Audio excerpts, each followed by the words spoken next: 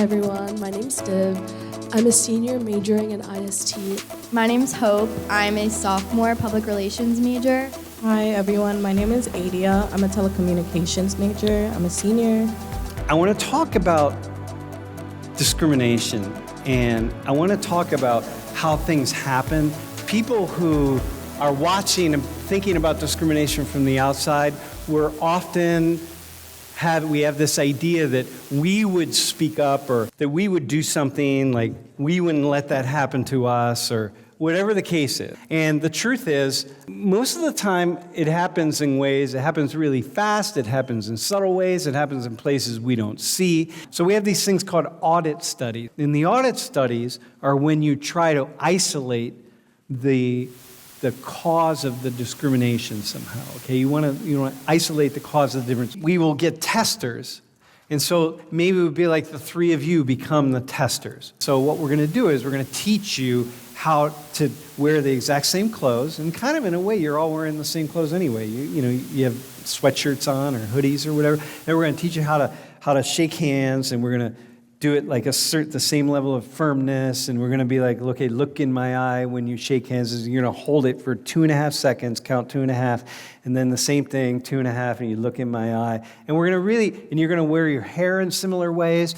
You're going to be a similar height. You're going to speak in similar ways. You're going to say hello in the same way. We're going to control for all of these things, and we want to know, like, is there discrimination going on? All right. Bro, what's your name? My name is Jack. Jack? All right, Jack. Here's what's up. You all you're doing a job interview. You're interviewing her for a position, okay? And you're going to read these questions. Okay. So imagine that the two of you are alone in an office. You're not in front of all these people. The cameras are on. Like, you're alone in an office. You got it. Jack walks in. He's like, all right, go ahead, man. Okay. What's your name? My name is Adia. Where's your family from? My family's from St. Lucia in Trinidad. Trinidad, okay. And you can kind of be like, oh, yeah, cool, all right. He already looked at the questions. All right, go ahead. It says in your application that you're in college. What are you studying? Telecommunications. Telecommunications. What is that? Like, I'm just studying like media studies and broadcasting. Okay, like that. That's cool. What's your work experience? Right now, I have a couple years in hospitality. I've also been doing a lot of internships just in media. So I've worked with a celebrity over this summer, interning for her, doing like all her socials and stuff. And then also, right now I'm doing one with Penn State Athletics. Wait, are you not allowed to say like which celebrity it was? Or? Oh, Maria Menounos. I just feel like people don't know her. Who was it? Maria Menounos. Maria Menounos. Yeah, I don't know her. I feel like people. Oh, I'm film. It's all right. You can show for Maria. All right.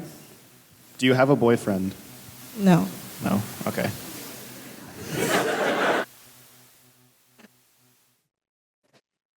This is her future boss asking that question. All right, go ahead. So, do you live in the dorms at school? No. Are you in an apartment or house? Yeah, I live at the Point now. Okay.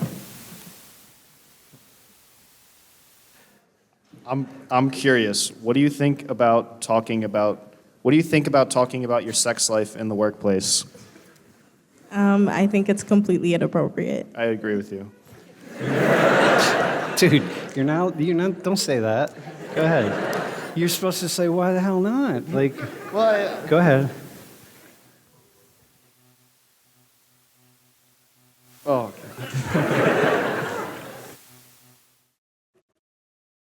How do you feel about wearing really tight yoga pants at work? I think it's extremely inappropriate. Why?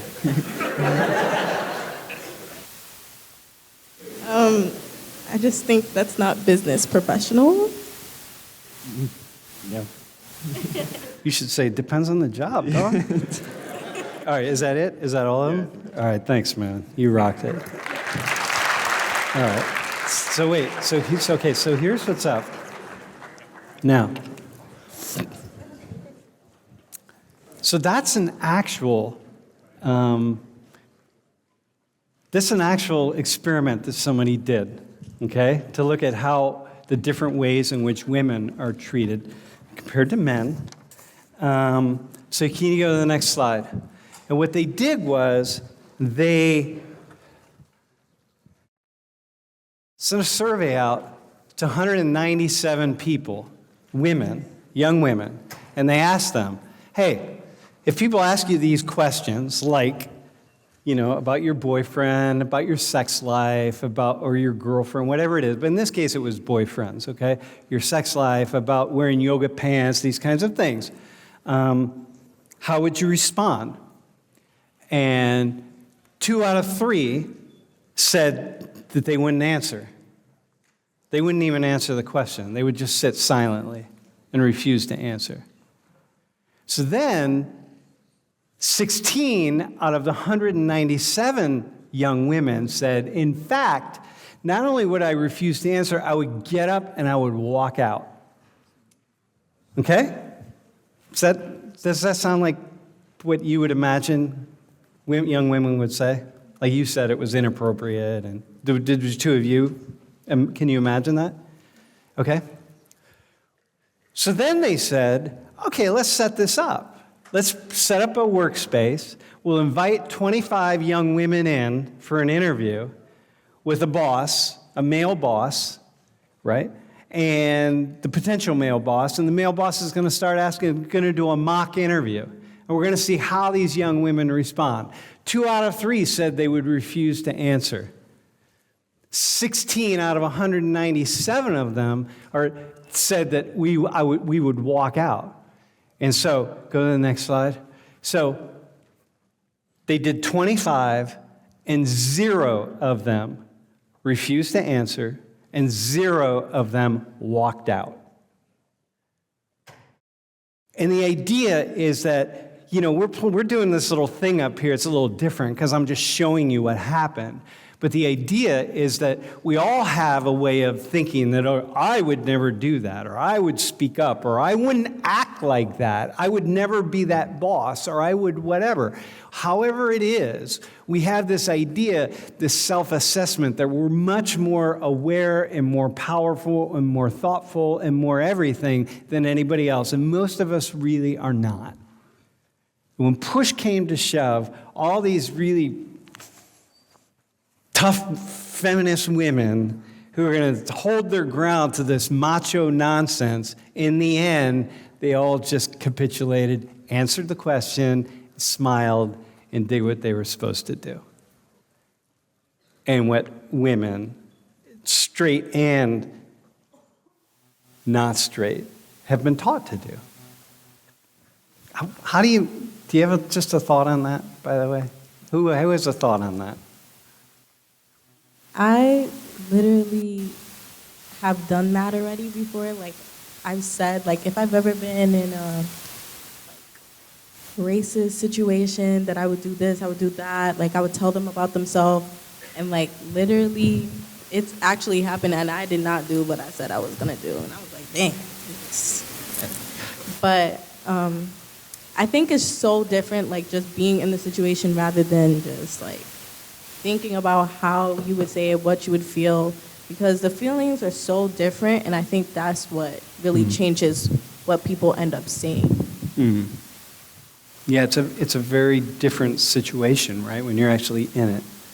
Yeah, Hope, how about you? Yeah, I'd have to agree. I always think that if I'm put in a situation like that, I would, get up, tell them off. But I've had a situation like that. I've had a male employer tell me after a year of working there that I no longer could wear leggings to work, not wear yoga pants, but all other female employees were still allowed to wear them. He just told me I specifically wasn't allowed to anymore, and I didn't do anything about it. I just started wearing jeans to work.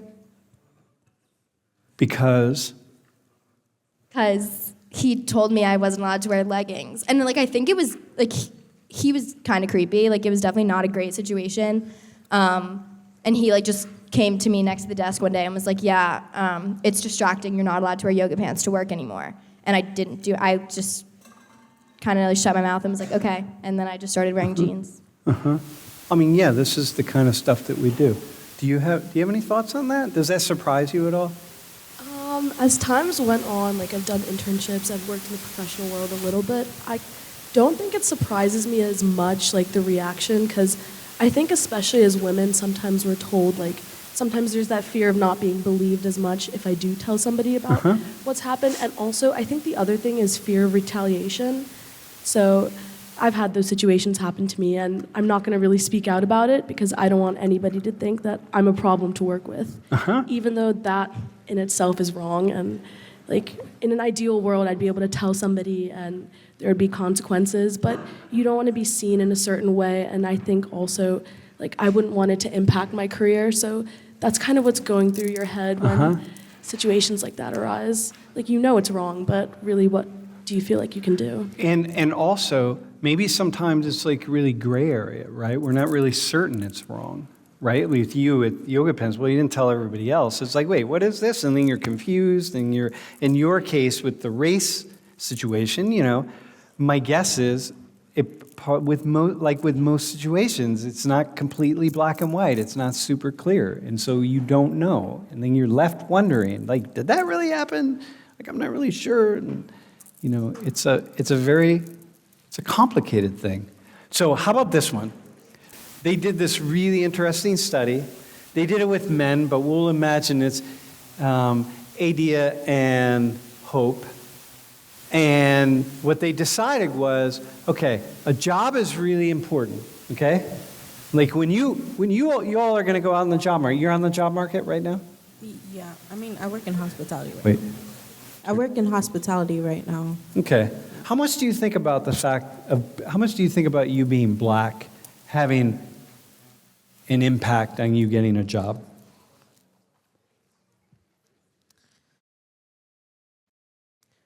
I mean, in terms of like after I graduate, I have thought about it and thought about how I will get overlooked because I am black in comparison to the other people that have applied. In terms of the job I have gotten so far, I haven't thought about it because it's been in communities either where everyone looks like me or like here, for example, it's pretty... When you say you will be overlooked, can you rephrase that? Rephrase that in a way that, like, the Tucker's watching. Rephrase it in a way that Tucker would be like, all right, I can accept that. I just feel like he should accept it because that's how I feel. I'm not gonna lie. Like, well, no, hang on, but compare you to Hope. When you say I will be overlooked, do you mean like every time? Do you mean like, what do you mean overlooked? Do you mean you won't get a job by every single person? By like, what do you mean? Like, I feel like it does depend on the employer, but I do feel like I will be overlooked in terms of like may not get picked for the job just because someone like Hope, for example, in comparison to me, like looks like Hope or has more opportunities given to her, for example, in her career or like growing up on her resume because she is Hope and I am Adia. How many more opportunities? Wait, hang on. I can't speak for you, but... Listen to the questions I'm asking, okay? How many more opportunities? Because this is really important. Because I want to like give people a sense of how to say this. I don't know you, Hope, but I feel like maybe you had more opportunities growing up in like New Jersey in comparison to me growing up in Brooklyn, New York, like for you to like have different types of jobs, for example, and then like me, I don't think I had the same opportunities. Dude, it's Summit, New Jersey, man. Oh. It's Summit, like, New Jersey. Dude. Yeah. It's money. Got money up there, man. That doesn't mean Hope has money, but okay, so listen. Div, how would you say it? How would you say it with Adia compared to Hope? How would you say, for you, let's just say as a brown woman? Yeah, you compared to Hope. Define will you experience discrimination? If so, how much? Like, how would you say that? Your opportunities compared to her? I think, at least for me, just the way I've grown up, I think I would probably have a similar realm of opportunities. Just like knowing my family socioeconomically, also just, I guess the way, like assimilated into, oh, sorry.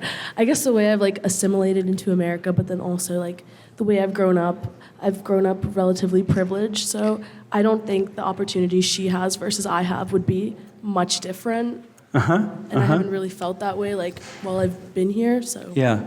Okay. So here's what I would say, right? This is what I was trying to get at. I'm gonna walk you through a study. They took a couple people, different pairs of testers, and they trained them how to shake hands, how to do eye contact, everything they needed to do. And they gave them resumes. And the resumes were the same. So like the resume that Adia gets, it's, you graduated from Michigan State University with an engineering degree, and your GPA was 3.42, right? And you were in X, Y, and Z clubs and this sort of thing. And Hope, you graduated from Ohio State University, an engineering degree, and your GPA was 3.43, and like you were in X number of clubs. And so we make you very much the same, okay? We have you dressed the same, and we did it also. People have done this with people of Indian ancestry and people of Hispanic ancestry. I just don't have the data for those, right? So we're going to stick. And then they had you go into different jobs and apply for jobs and see if you could get a call back. Okay? In an ideal world, the resumes are the same and they're the same. They're dressed the same. They talk the same. Everything is the same. So we'd expect you to get the same number of callbacks or responses, right? We wouldn't expect it to be that different because this is like what happens. But what we do is they took turns. And so for half the times, Adia had a felony drug conviction for like sales or whatever. And the other half the time, Hope had the felony drug conviction. And then Div, the Hispanic and the Indian, so Div would have it other parts of the time, okay? And we want to see, like, how much does that matter? If they have these things going on with them, right? So go to the next slide. So then the question is, how much does race and criminal matter in the hiring process, right? So these were men, but, they've done it with women. It's going to operate the same way, right? So who has the greatest advantage to getting hired of these folks? Like, who do you think? Who's going to be the one that most likely gets the greatest number of callbacks? Div, what do you say? I mean, off the bat, I would just say a white guy without a criminal record. Are you in agreement on that? Okay, white guy without a criminal record, okay? Who's going to get the second most number of callbacks? I want to say it would be a black guy without a criminal record, but I feel like it's going to be a white guy with a criminal record. I agree. Yeah, I agree as well. Oh, come on, man. You guys got to have some hope for humanity here. You know what I mean, dude? Like, I'm like sinking lower and lower. Like, oh, shit. Okay, here it is. So go to the next slide. So here's what it is, right?